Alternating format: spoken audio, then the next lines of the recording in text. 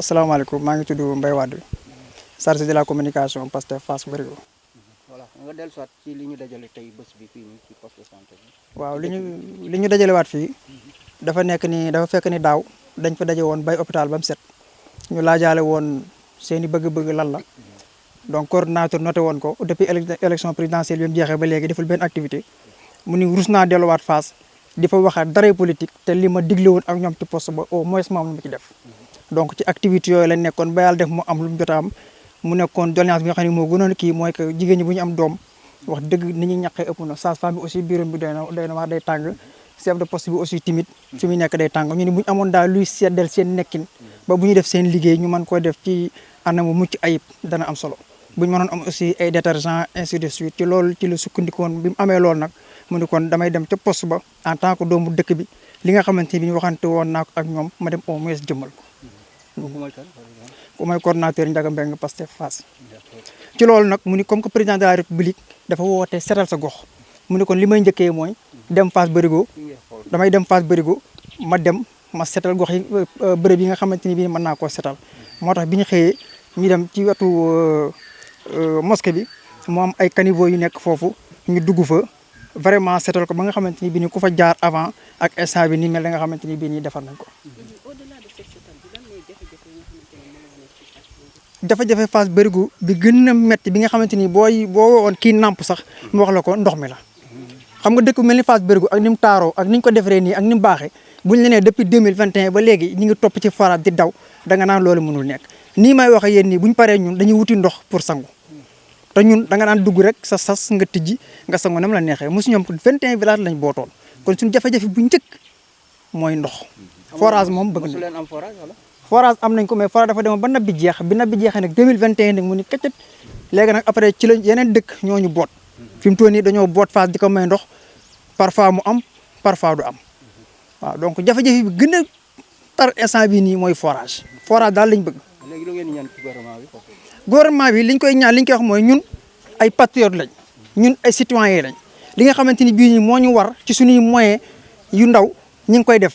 mais li nga xamante ni bii nag mooy bëgg-bëgg Fass Barigo nga xamante ni bii nii tey boo xoolee waa Fass régime élection yi passé régime bii fi nekkoon li tax ànduñu ak moom li tax voté wuñ ko mooy suñu forage bi nga xamante ni dañ ko topp si ñoom 2021 ba léegi mënuñu ko jox bokk na ci li nga xam ne jëlee leen kon ñoom askanu Fass Barigo li ñuy xaar ci gouvernement bees bii li ci njëkk mooy forage bu mucc ayib waaw poste de santé bii nii li fi manqué bari na c'est que coordonnateur dafa xool li nga xamante ni bii nii moo nekkoon doléance bi nga xam ne au moins kii liggéey dana am le minimum confort pour mën a liggéey mais moyens yi nga xamante ni bii nii kii liggéey fii moom la war a am pour bu jàkkaarloog malade bi mën ko xool na mu waree mën ko coot na mu waree mën ko traité na mu waree mën ko war ko bindal la war amut donc loolu tamit jafe-jafe la mënumaa wax te tudduma les immigrés bi maanaam suñu doom yi nga xam ne dañoo tukki si seen i moyens bopp si seen njàmbaar si seen bëgg Fass Barigo si seen bëgg ñibbi si ci dëkk bi ñoom ñoo taxawal lii ngeen di gis suñu ginnaaw après ngeen jëkku li tax ñu taxawal ko nag leen dong la mooy gouvernement fekk si leen bu ko yeggalee tamit xeyrun jël moyens yi ci war mu def ko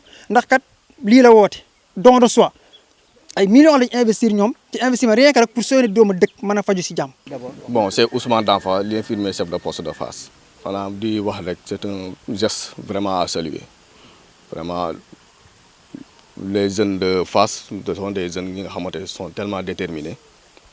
Vraiment, bañ fi ñëw c'est pas la première fois ñu def lii parce que daaw ñëwoon neen fi organiser fii des journées de l'assainissement ak reboisement au niveau du poste.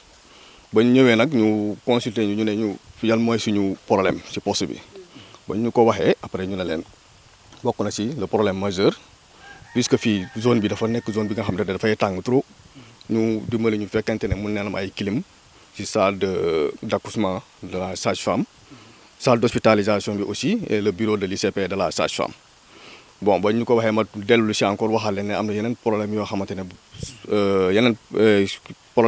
ne mooy les problèmes de matériel mooy côté bon si je peux citer ay table d'accouchement et table de consultation les coins du nouveau-né yooyu yëpp defoon na nekkoon na demande yi nga xamante demande woon ay des ventilos et des lits loolu yëpp mais puisque c'est la première geste bi nga xamante ne bu ñu def nii mooy jox ñu ay clim vraiment dañ koy saluer ñu xaar nag ñu yeneen kii yi et bëgg-bëgg ñu leen waxoon ni ñu xool xaar tamit ñu kii ñu si quoi incha allah.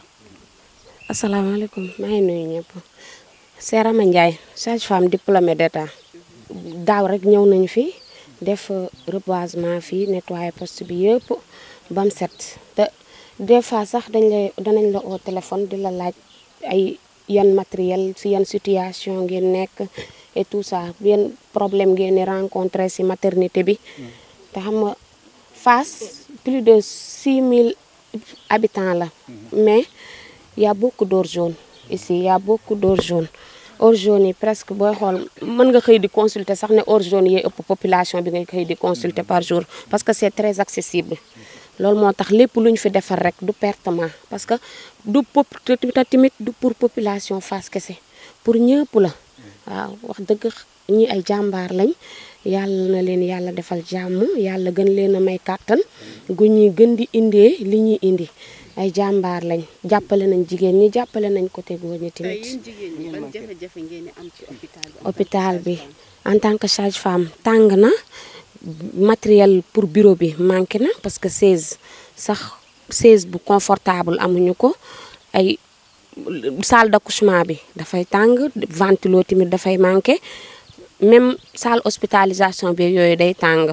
léegi comme c'est réglé yeneen ñi ngeen amul quoi matériel problème matériel parce que des fois mën nga réanimer sax benn xale ba mu bien mais faaw da nga koy référer pour oxygénation te xam nga tey jii bu fekkoon ne tey jii oxygénation boobu disponible na yàlla dinañu dimbale boo réanimer ba pare da ngay oxygéner rek surveiller sa bébé mais tu es obligé des fois nga référer pour une bonne prise en charge.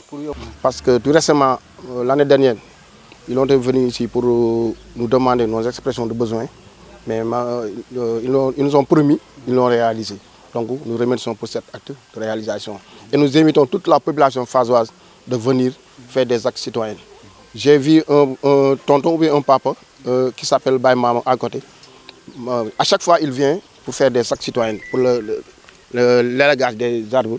Donc nous remercions à cet acte. Aussi j'invite toute la population fassoise de faire ce poste une affaire pour tous. Voilà, une priorité. Voilà. Bonjour tout le monde. Moi c'est Ndiaga Mbeng, je suis le coordonnateur de Pastef Fass. Voilà. Avant tout, je salue tout le monde. Je remercie aussi tous ceux qui ont participé à cette journée culturelle, à cette journée citoyenne, d'activité citoyenne. Parce que nous sommes des patriotes. Donc on a appelé la population de Fass à venir nous rejoindre. Donc pour le Set Setal, ils ont répondu présent. Maintenant, la deuxième phase, c'est de la remise de dons donc, au poste de santé de Fass. Et je pense que le président de la République a appelé pour chaque premier samedi du mois donc, de faire des activités citoyennes. Nous, on a répondu présent. Donc on remercie tout le monde. On remercie aussi le maire qui a participé donc, à cette journée et qui est venu avec le commandant de la gendarmerie, le commandant aussi des sapeurs-pompiers. Voilà. Donc on ne peut pas aussi, on ne peut ne pas parler de tous ceux qui ont participé, vraiment les femmes, les hommes, donc même les Magui Pastef donc ont participé à cette manifestation. De quoi est composé ce don d'ailleurs dont vous parlez? Bon, le don est composé donc de clim. Je pense que Mbaye Wade, le chargé de communication, l'a dit tout à l'heure. Deux splits, donc parce que vraiment il fait très chaud à Fass. Et on a vu que le bureau de l'ICP n'avait pas de clim. Le bureau aussi, la salle d'accouchement aussi n'avait pas de clim.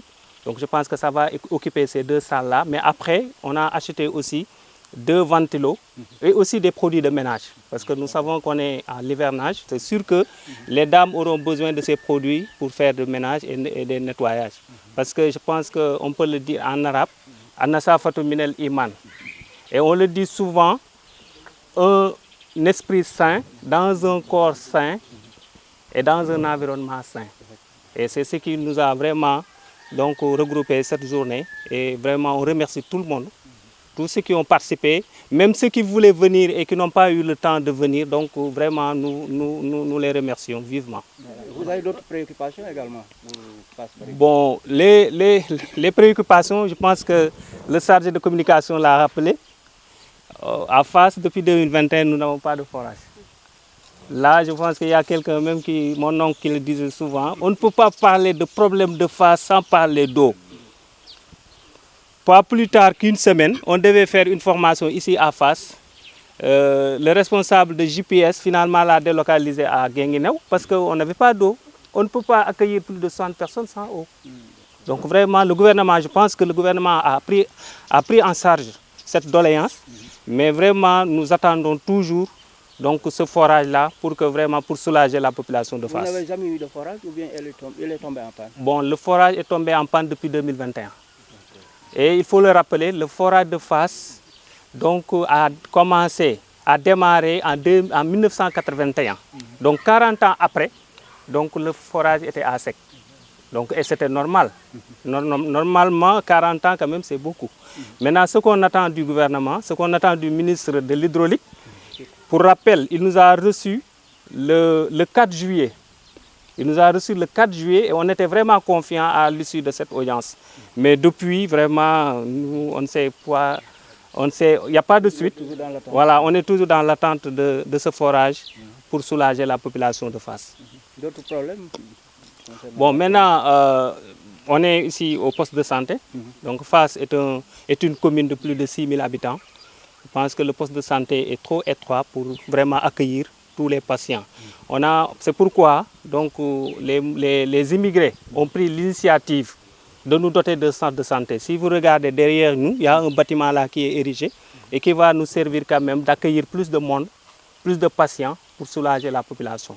Donc on attend aussi des populations de Fass d'aider cette association-là, Fass Ca Kanam, donc qui a pris cette initiative, mais ne doit pas être seule. On doit les accompagner, donc vraiment à aboutir, à vraiment terminer cet ouvrage-là qui va soulager la population. Pas d'autres problèmes? Bon, à part ça, bon, je pense qu'on peut se limiter à ces préoccupations-là.